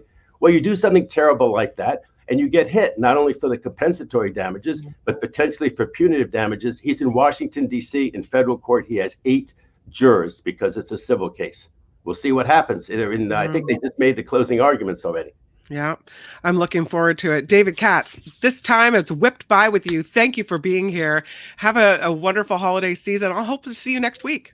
Oh, it's so great to see you, and I will be with you next week. I can't wait. It's really a pleasure, Tim. Really a pleasure to be with you. Bye, David Katz. Bye. All right, David Katz, everybody. What a treat to have him on the show. Another treat. Hi, Albert. Yeah, we got to get. We might end a little later, just depending on how long the segment is. We're super late, but we better get right to Belinda because let's go for It's the Planet, stupid. The planet Earth. Some call me nature. I am very passionate about the planet Earth. A living, breathing planet capable of sustaining whatever life forms we see fit to deposit on it. Spock, judging by the pollution content of the atmosphere, I believe we have arrived. It's the planet stupid.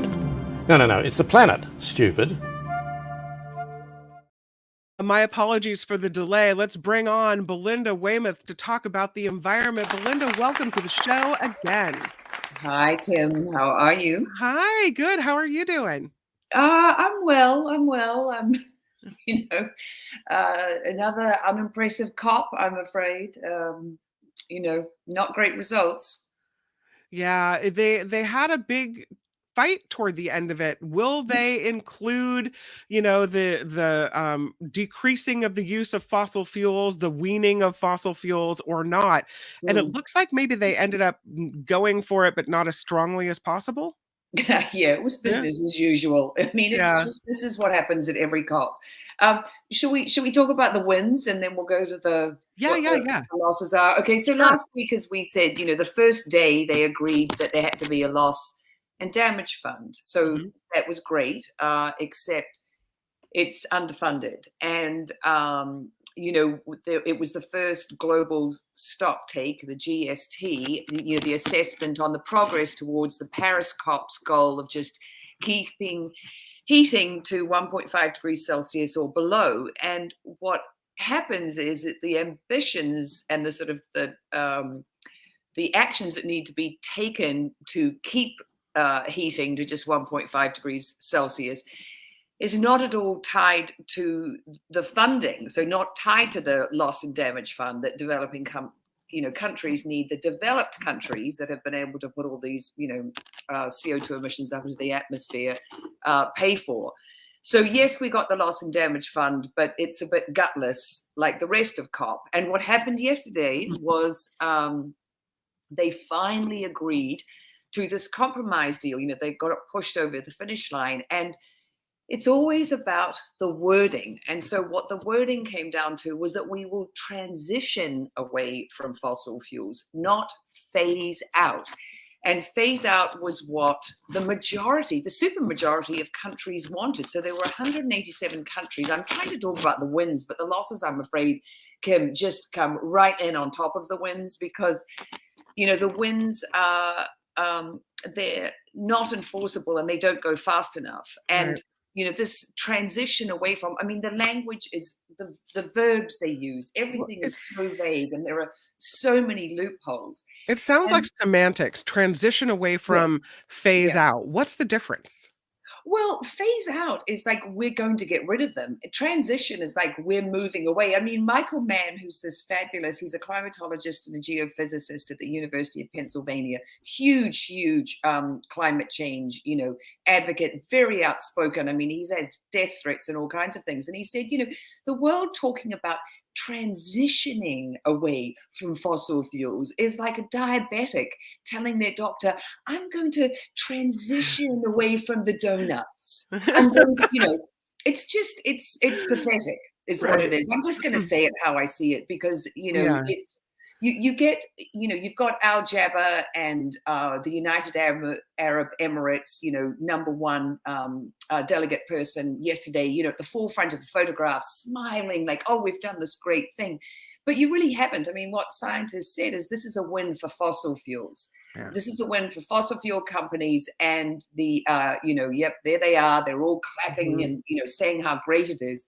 But what Michael Mann also said is that, the rules of COP20, these COPs really have to be changed, because the fact that that guy can be the president of COP28 when he is, president of ADNOC, the UAE's biggest and dirtiest, oil company, that's a travesty. And then the fact that the objections of the holdout petrostates hold the rest of the world hostage. So it was the petrostates that got the transition in there as opposed to phase out.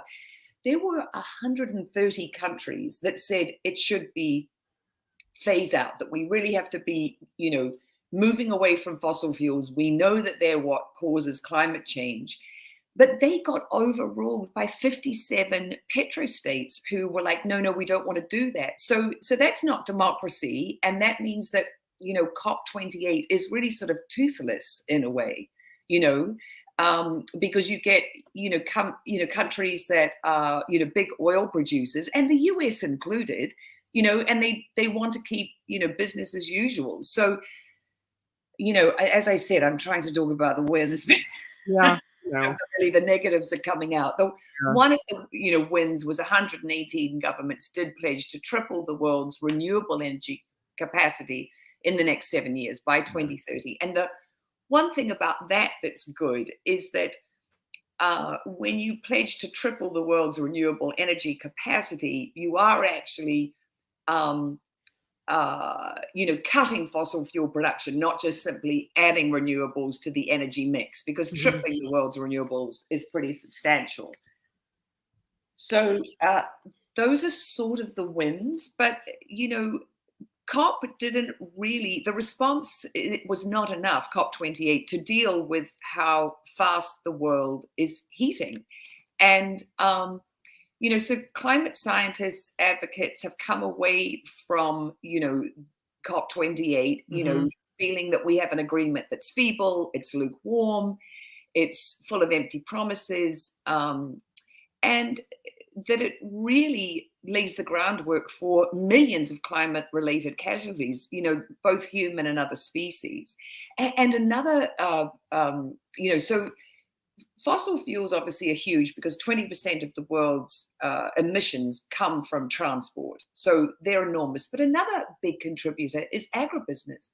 Well, they had, along with so in the 2,400 and whatever it was, lobbyists who were at COP, who were mainly fossil fuel lobbyists. Right. Agribusiness was also represented. And agribusiness, guess what, got off scot-free with this COP. There was no mention of the role that beef and large-scale agriculture play in climate change. So no limits on agriculture in the final text either. And basically, because there's not any kind of obligation set down or hard timeline for the, and I'm doing air quotes, you can't see me, transition to clean energy, the language, of the agreement, it's super vague. And it means that, China can keep building their coal-fired power plants. The US can keep on pumping and expanding oil production, along with these other petrostates like the United Arab Emirates, So I'm afraid, it was, great, and it's crazy because you've got the majority of countries there saying we really want action, and these developing countries and these small island states saying we really need your help. We're on the front lines of it. We didn't make it happen. You guys did, and you get away scot-free. You get to, keep pumping, oil and gas, and talk about transitioning away from it. But the money is speaking, louder, unfortunately. One of the things they did do at COP28 was set up this loss and damage fund for the countries you just mentioned, developing nations which are most affected by the climate crisis. But I don't know that they're putting in enough or pledging enough to this loss and damage fund. No. I mean, last week, remember we were talking about it, and we were talking about, they've pledged $100 billion annually, but they say that what the damage, the bill right now annually is between $400 to $580 billion. So $100 billion is nothing. And, the United States, I mean, what we've pledged, is, it's peanuts. And we're historically the biggest, greenhouse gas emitter, since industrialization. And the other thing is this global stock take, opens the door for these, global, carbon capture and storage technologies, blue hydrogen, geoengineering, they're all seen as niche, expensive, ineffective technologies. And so this global stock take is saying, hey, we're going to, add these things, as mitigating tools. But there's not proper oversight been written into the text. So it's just too vague, too wishy-washy when we really need decisive leadership. And, next COP is going to be held in Azerbaijan. I'm going to say the name of the country Azerbaijan. wrong.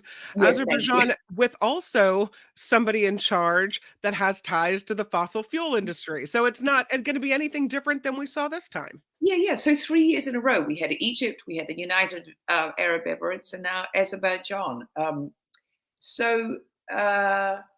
It's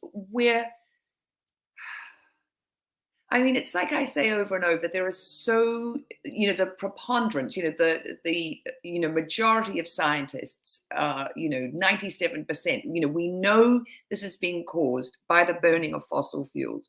We know what we need to do. It's phasing out as fast as possible. And we had another 2 weeks of squabbling at a COP that didn't get us, close to the goals that we need to be, really committed to. Right. And I mean, when you see the photographs, I sent you a couple of links of the climate activists who are there, the young activists who don't really get a voice at COP. They get a tiny little stage where they're allowed to, have protests, but, they're also in a country that, is, limiting protests. Yeah, exactly. So they get this tiny little blue stage, it's called, and they're all, in each other's arms, sobbing at the end because they really get this vague language and sort of toothless deal that older, it's like, petrostate, heads of petrostates and heads of fossil fuel companies thinks are great. These, young millennials and Gen Zers know this is not great. This is not great for them. It's not great for their future. It's not great for the planet. I mean, how painful for them, You sent me this article because we're running out of time. I wanted to make sure we get to it. That says, and I think this really tells the story. And this is the reason that all the lobbyists were there at the COP28. Making oil, reads the headline, is more profitable than saving the planet. And these numbers tell the story. You talk a little bit about, I think as long as it's more profitable, we're going to have pushback. Yeah, absolutely. Well, we live in the dominant social paradigm is capitalism, and we're just completely devoted to this perpetual economic growth. And capitalism does not tell the ecological truth.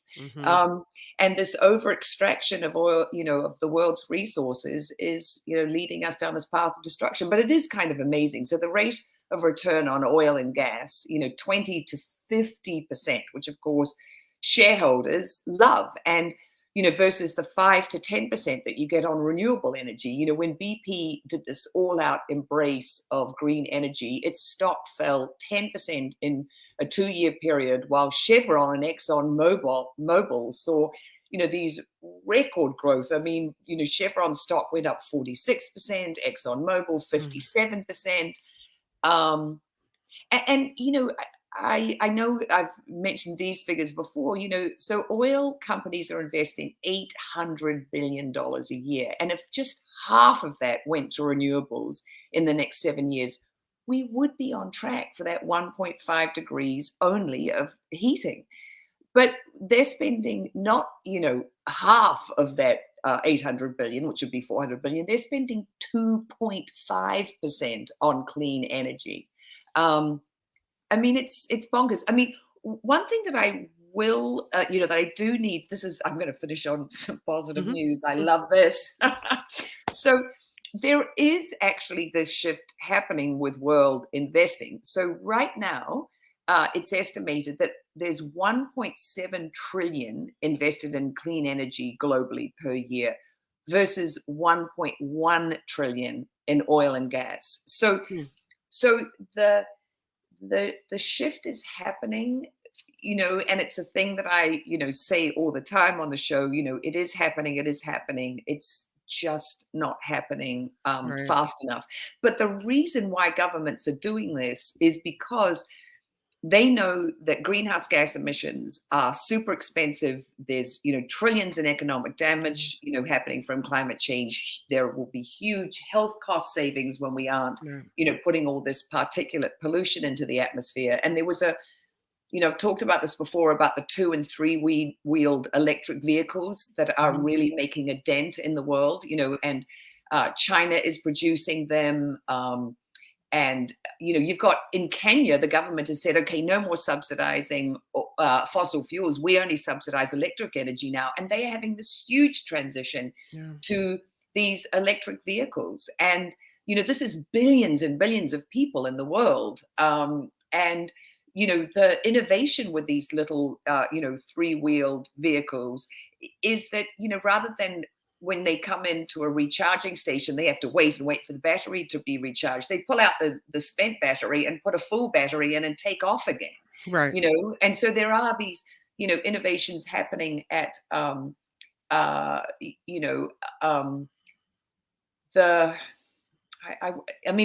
it's at a low level, but it's important. We just need them happening at the top where the power and the money is. you know. Belinda Waymouth, you are just a breath of fresh air, and I always start thinking about really important issues every time I go away from a conversation with you. Thank you for being here. Oh, totally my pleasure, Kim. Totally my pleasure. I look forward to it next week. I look forward to it too. We'll see you then. Belinda Waymouth, have a great afternoon. Yes, you too. Thank you. Bye-bye. More. It's the planet stupid. No, it's the planet stupid. Next time, only on The Mark Thompson Show. It's time for us to say goodbye. Unfortunately, this is the Mark Thompson Show. I hope you'll join me tomorrow. We've got Friday Fabulous Florida. Yep, we got Michael Schur. We've got Michael Snyder. It's going to be a great Friday show. Albert will be here as well. I do have some people that I do need to say thank you to, and that includes $1 a Day Pinky coming in with a contribution to the Mark Thompson Show. So grateful for all you do to help support this show. We will be back with you tomorrow, and we'll be with you. I'll be with you, and so will John Daly on the After Party Live in mere moments. Thanks for all your help today, Albert. Thank you, Kim, and we'll do it all again tomorrow. It sounds good. Thanks for being here, everybody. Hope you have a great rest of your afternoon, and we will see you tomorrow on the Mark Thompson Show. Bye-bye. I'm Shadow Stevens for the Mark Thompson Show. Bye-bye. All the time. Bye-bye.